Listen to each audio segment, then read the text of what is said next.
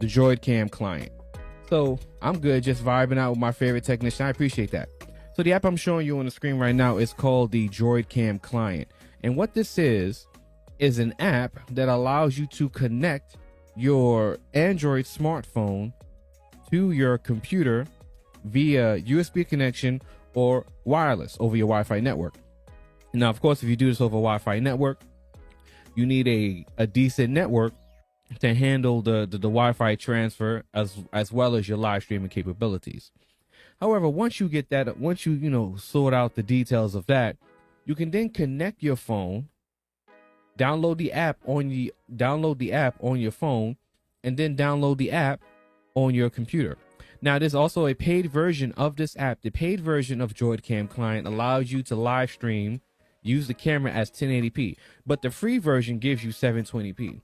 So again, if you're fine with 720p, you don't even need to pay for the 1080p version. So there goes that problem right there. Now, again, it is 720p for the free version. However, the quality is still pretty damn good, especially if you're using a recent camera like a ROG Phone 2, a Z Fold 2.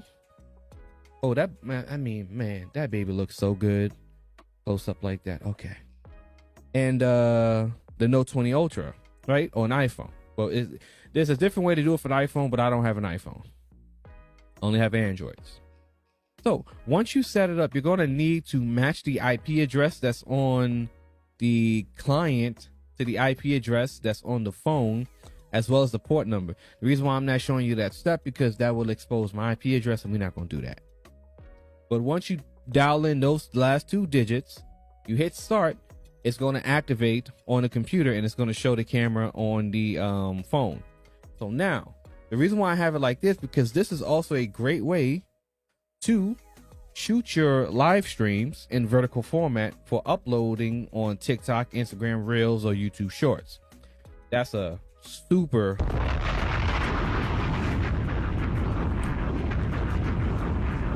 major tip right there.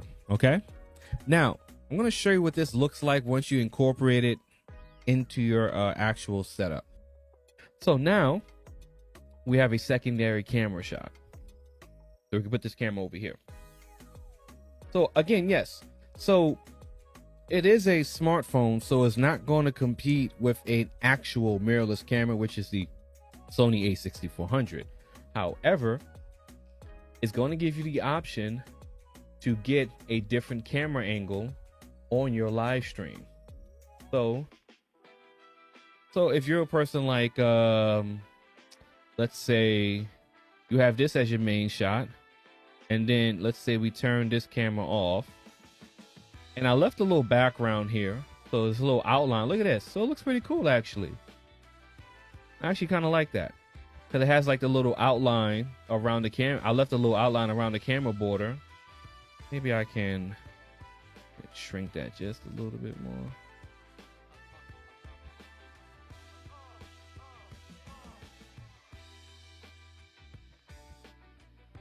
Okay, yeah.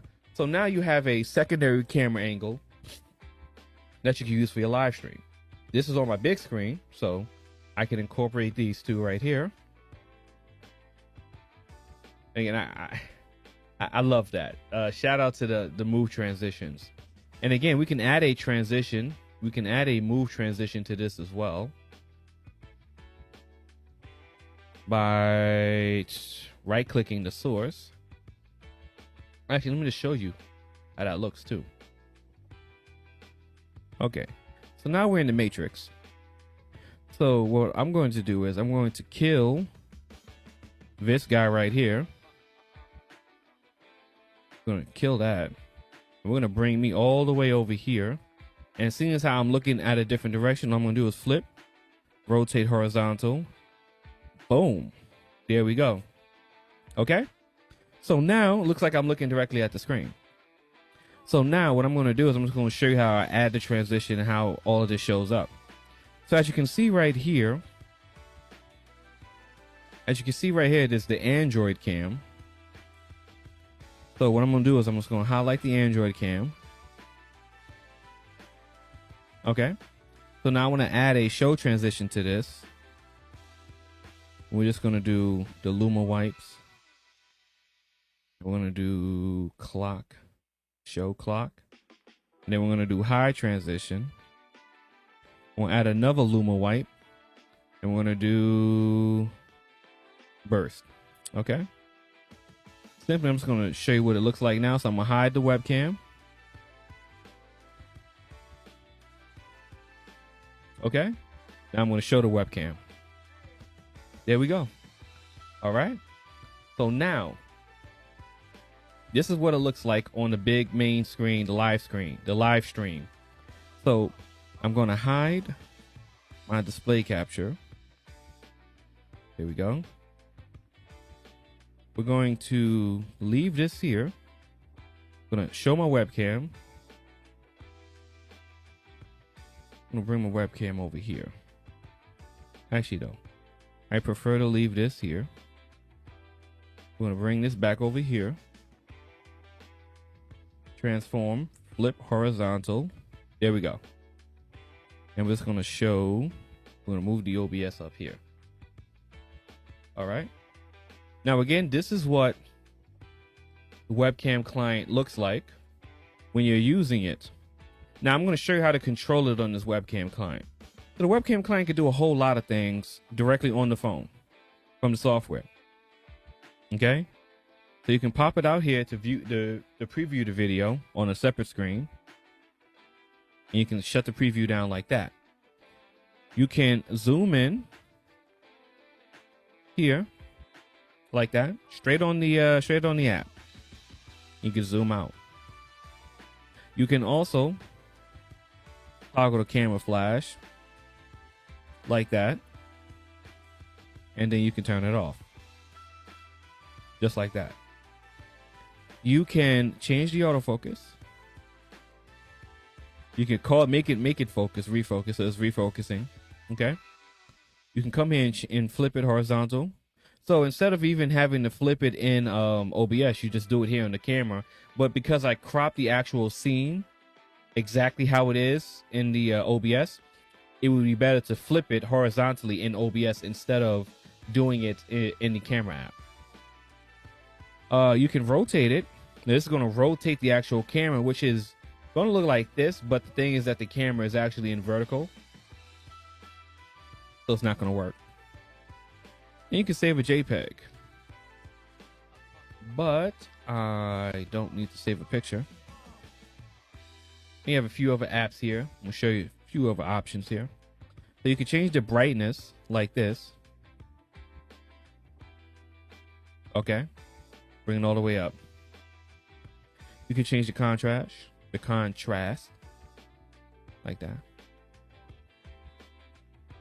You can increase the delay of the video and the audio, but we're going to reset that because everything's fine. It can actually take the audio from your smartphone with the volume boost. You can boost the volume of the smartphone, but we're not going to do that. You have automatic white balance, so you can do incandescent, warm, fluorescent. You do twilight. You do fluorescent.